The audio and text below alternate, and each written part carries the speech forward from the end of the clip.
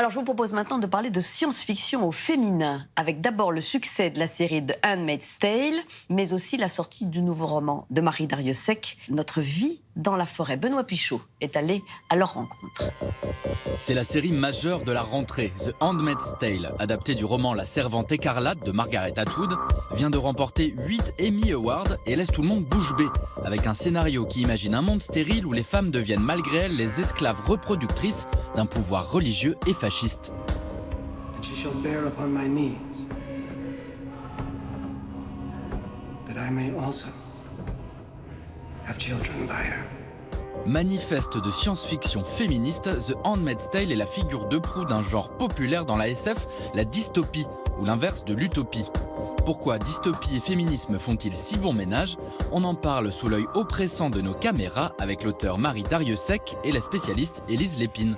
Il y a une compatibilité naturelle entre la science-fiction et le féminisme, et notamment entre la dystopie et le féminisme, puisque c'est en imaginant le pire qu'on peut trouver un remède au pire, ou qu'en tout cas on peut alerter sur le pire. C'est un bon moyen de dénoncer ce qui est agaçant, enfin, les systèmes de domination, quels qu'ils soient d'ailleurs, mais en particulier de genre, parce que la science-fiction pousse à bout les logiques. Voilà. Elle va au bout de l'histoire, elle va au bout de qu'est-ce qui se passera si on continue dans ce délire de domination. D'abord, un peu d'histoire, on l'oublie trop souvent, mais le genre de la science-fiction a été inventé par une femme, Mary Shelley et son Frankenstein, publié en 1818. Pourtant, pendant le 19e et le début du 20e siècle, la science-fiction comme le polar, l'horreur ou l'érotique devient un genre exclusivement masculin, écrit par les hommes pour les hommes. Dans les années 30, à peu près, on voit l'apparition vraiment d'une véritable science-fiction, notamment aux États-Unis. On a le pulp avec les magazines pulp qui apparaissent, qui pour le coup ne sont plus dans les mains des femmes, puisque la femme dans ces magazines-là est complètement stéréotypée. Vous avez une femme pulpeuse, très sexuée, qui est tenue par les tentacules d'un alien et qui attend que l'homme, avec son super laser, vienne la sauver, quoi.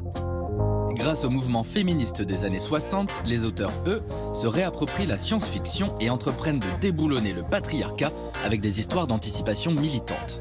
Par exemple, Ursula Le Guin, qui publie en 1969 un roman dans lequel toutes les femmes et les hommes sont devenus des androgynes, en fait. C'est-à-dire, il n'y a plus de question de genre. On a dépassé ça. Et puis, vous allez avoir, dans les années 70, Johanna Russ, qui jette des pavés dans la mare avec L'autre moitié de l'homme, par exemple, qui est un livre qui va mettre en scène une société où les hommes ont carrément disparu. Les femmes ont pris le pouvoir et sont devenues autonomes et indépendantes. Elles sont beaucoup plus heureuses sans les hommes.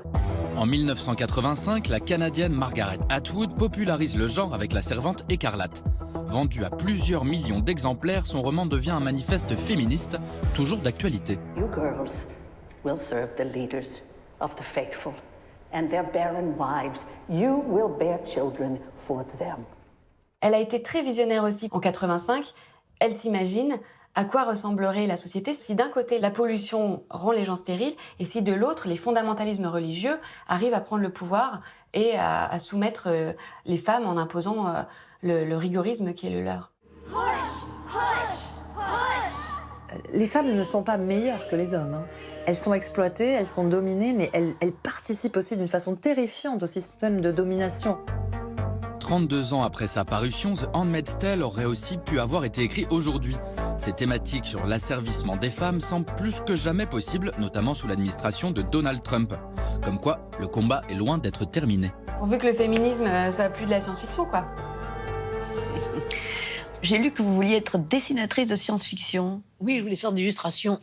J'adorais la science-fiction dans les années 70 et j'adorais les grands dessinateurs de science-fiction parce que je lisais Fiction, Galaxy.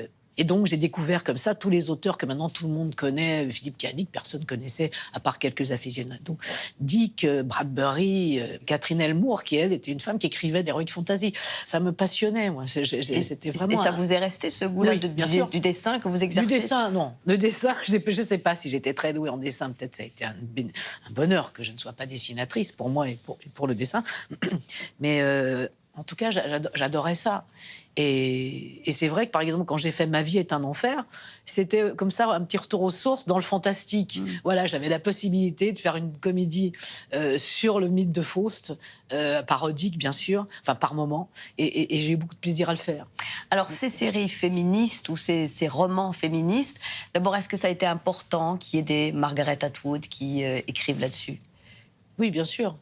Mais avant, il y avait eu John Wyndham, en 1936, qui écrit Le règne des fourmis, qui décrit un monde où les hommes n'existent plus, sont tous morts de maladie, et où les femmes se reproduisent par parthénogénèse, et leur société est calquée sur le modèle des fourmis, les travailleuses, les mères, voilà, tout ça.